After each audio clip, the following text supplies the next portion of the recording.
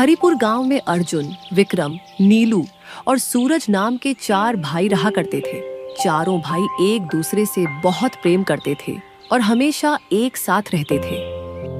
विक्रम, नीलू, सूरज, इधर आओ और मेरी बात ध्यान से सुनो। बात यह है कि पिताजी अब हमारे बीच नहीं रहे। अब हमें ही एक दूसरे की ढाल बनना होगा और हमेशा मिलजुल कर रहना होगा। हाँ भैया, आप बिल्कुल ठीक कह रहे हैं। मैं आपकी बात से सहमत हूँ। हाँ भैया, आप चिंता मत कीजिए, हम सब हमेशा एक साथ रहेंगे। अब से आप ही हमारे लिए सब कुछ है। आपकी हर बात मानना हमारा कर्तव्य होगा। तुम सबकी बातें सुनकर मुझे तो बहुत खुशी हुई। हे ऊपर वाले, हम चारों भाइयों का प्यार ऐसे ही सदा बना रहे। चलो अब खेत में चलकर काम करते हैं। अब चारों भाई खेत जाते हैं और कड़ी मेहनत के साथ दिल लगाकर काम करते हैं। इसी बीच गांव में रहने वाली सावित्री नाम की एक औरत उनके पास आती है। अरे ओ अर्जुन, तुम सब इतनी कड़ी धूप में क्या कर रहे हो? काकी, हम तो काम कर रहे हैं, और क्या करेंगे आप बताइए। आप यहाँ कैसे? मैंने तुम चारों के लिए कुछ लड़कियां पसंद की हैं। ये लो, उन लड़कियों की कुछ तस्वीरें। इसमें से जिसे जो पसंद है मुझे बता दो। हाँ हाँ ठीक है काकी। अब अर्जुन अपने भाइयों को तस्वीरें दिखाता है। चारों भाइयों को एक ही लड़की पसंद आती है। काकी, हम चारों भाइयों को तो एक ही लड़की पसंद है। अच्छा, यह तो नंदिनी है। अगर तुम चारों इसी से शादी करना चाहते हो तो मैं इसके माता पिता से तुम सबके रिश्ते की बात करती हूँ। काकी, क्या ऐसा संभव है? हम चारों भाई एक ही लड़की से शादी कर सकते हैं। हाँ, क्यों नहीं। आखिर द्रौपदी के भी तो 5 पति थे, तुम लोग तो फिर भी 4 हो। इतना कहकर सावित्री वहां से चली जाती है। अगले दिन सावित्री उन चारों भाइयों के घर पहुंचती है। अर्जुन, विक्रम, नीलू, सूरज, जल्दी से बाहर आओ। तुम लोगों के लिए एक बहुत बड़ी खुशखबरी है।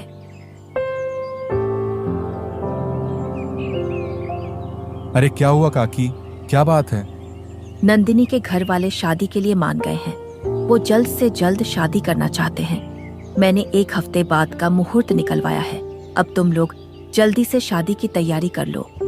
ठीक है काकी, जैसा आप कहें। अब 1 हफ्ते बाद चारों भाइयों की शादी नंदिनी से हो जाती है। हाँ तो नंदिनी, अब तुम हम चारों भाइयों की पत्नी हो। हम चारों भाई वचन देते हैं कि तुम्हें कभी कोई कष्ट नहीं पहुंचने देंगे। हम तुम्हें हर वो सुख देंगे जिसकी तुम हकदार हो। हाँ बिल्कुल, भैया ठीक कह रहे हैं। तुम्हें कभी किसी भी चीज की जरूरत हो तो हम चारों में से किसी से भी बेझिझक कह सकती हो। आप चारों ने मुझे अपनी पत्नी स्वीकार किया, ये मेरे लिए सौभाग्य की बात है। मैं भी वचन देती हूँ कि एक पत्नी के रूप में, एक बहू के रूप में और एक बेटी के रूप में इस घर की मर्यादा बनाए रखूंगी। अब नंदिनी चारों भाइयों के साथ खुशी खुशी रहने लगती है। कुछ महीने गुजरते जाते हैं। एक दिन नंदिनी खेत जाती है। अजी सुनिए, मैं आपके लिए खाना लेकर आई हूँ। अरे तुमने यहाँ आने का कष्ट क्यों किया?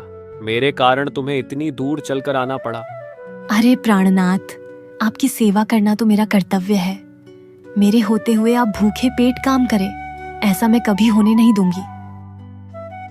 अब नंदिनी सूरज को खाना खिलाकर वापस घर लौट आती है। शाम हो जाती है, लेकिन सूरज अब तक घर नहीं लौटता। भैया, यह सूरज अभी तक घर वापस क्यों नहीं आया?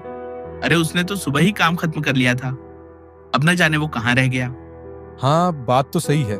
आज से पहले तो उसने कभी ऐसा नहीं किया। नंदिनी, तुम उसे खाना खिलाने गई थी, तो क्या तुम्हें पता है कि वो कहाँ हो सकता है? नहीं नहीं, मैं तो उन्हें खाना खिलाकर वापस आ गई थी। मुझे कुछ नहीं पता। चलो भैया, हम लोग चलकर उसे ढूंढते हैं। अब तीनों भाई सूरज की तलाश में निकल पड़ते हैं। सूरज को ढूंढते ढूंढते तीनों एक घने जंगल के पास जा पहुंचते हैं। अरे अब तो रात भी हो गई और सूरज का कुछ पता भी नहीं चला। ना जाने मेरा भाई कहाँ चला गया, ना जाने वो किस हाल में होगा। क्या बताऊं मैं, कहाँ चला गया? कितनी देर हो गई उसे ढूंढते हुए, पर उसका कुछ पता नहीं चल पा रहा। चलिए भैया, घर चलते हैं। रात को इस सुनसान जगह पर रुकना ठीक नहीं है। हाँ, नीलू ठीक कह रहा है भैया। चलिए चलते हैं। हम कल फिर से आ जाएंगे सूरज को ढूंढने के लिए। विक्रम की बात मानकर अर्जुन और नीलू घर वापस लौट जाते हैं। सूरज के गायब होने के कारण अर्जुन रात भर सो नहीं पाता।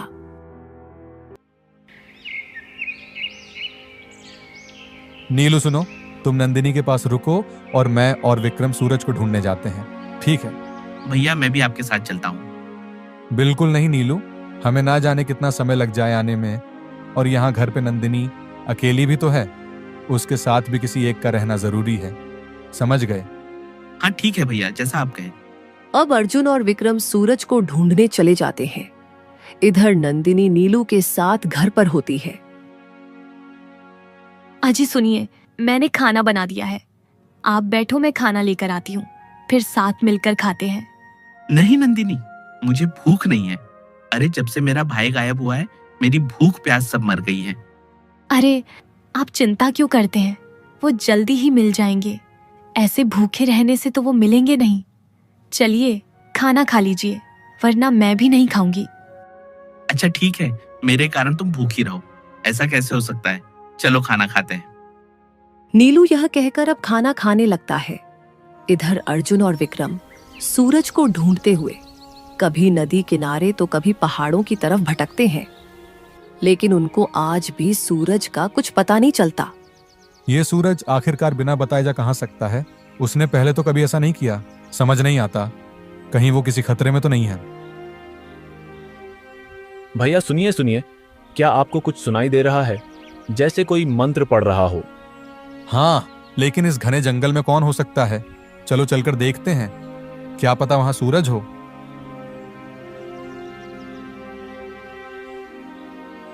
अर्जुन और विक्रम पास जाकर देखते हैं तो पेड़ के नीचे एक अघोरी तपस्या कर रहा होता है।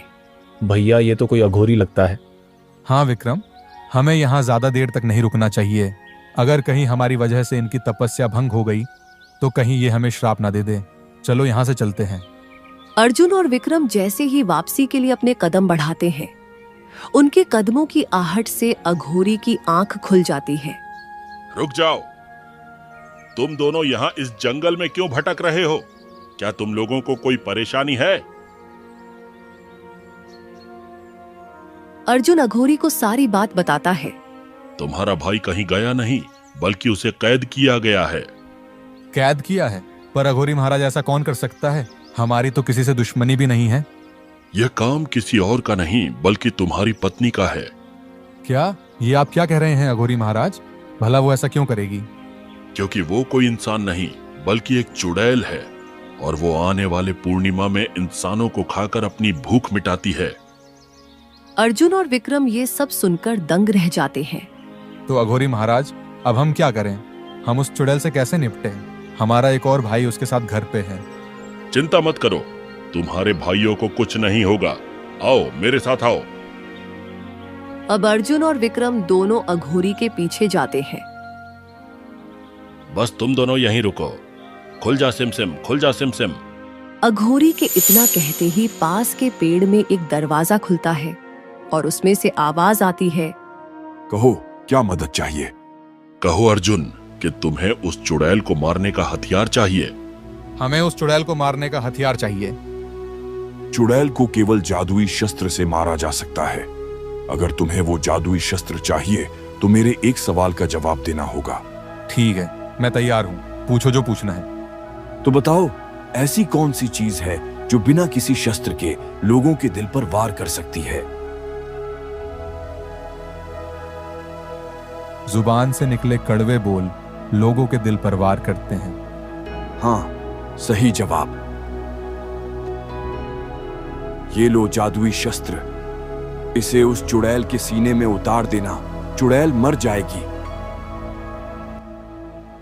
धन्यवाद अघोरी महाराज, आप ना होते तो हमें यह बात कभी पता ही नहीं चलती कि हमारी पत्नी एक चुड़ैल है।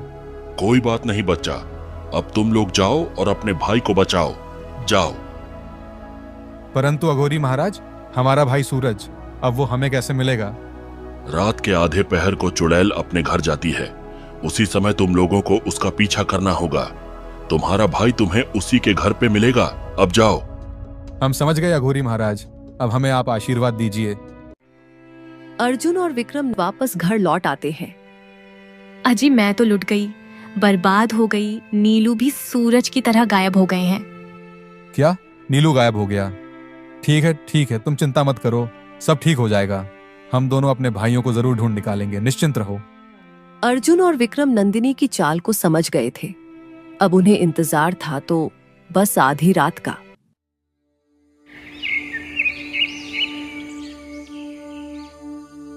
भैया भैया उठिए, रात की आधी पहर हो गई है।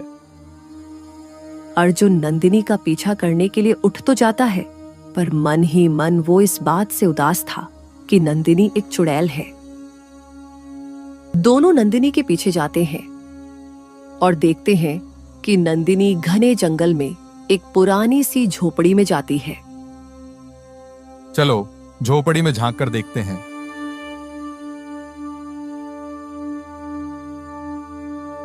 जैसे ही दोनों झोपड़ी में झांक कर देखते हैं तो नंदिनी का असली रूप उन्हें नजर आता है।